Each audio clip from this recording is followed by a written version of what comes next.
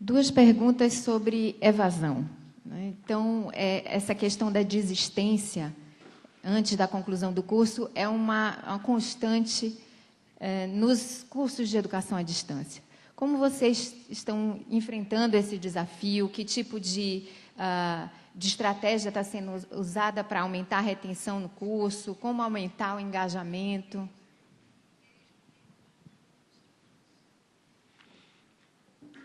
So there's two ways of looking at this question. The first, you avoid the question. And then I will answer the question. So first, let me avoid the question. So, which is, look at the numbers.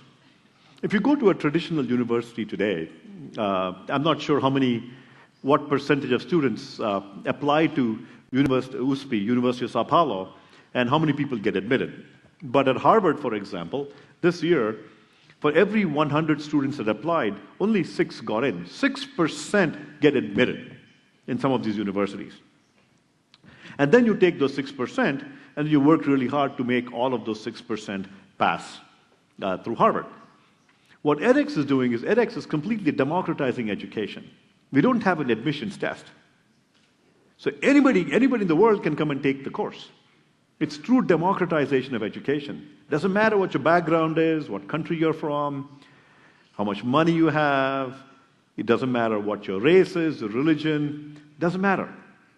You can take a course, and if you work hard and you master the material, you can get a certificate. So for the edX course that I talked about, of the 155,000 students who took the course, about 5% passed the course. That's not very different from those that got admitted to Harvard. So, that's okay. But then we also know that we really answered the question, which is, how do we increase the numbers of students that are passing these courses?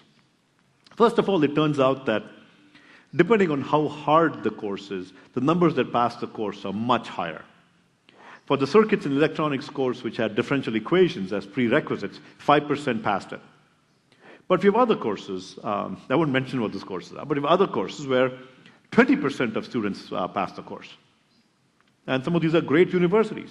So it really depends on the preparation of the students, and generally we see 5 to 20% passing the course. But we'd like to make the numbers even better than 20%. So what we're finding is finding ways to engage with the student.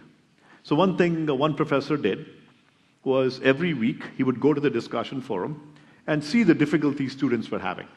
And then based on those difficulties, he would produce a special video and target the video to the students and answer specific questions.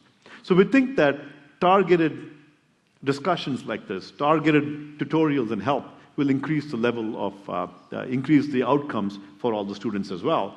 But we're looking for more and more ideas on improving the number of students that pass the courses.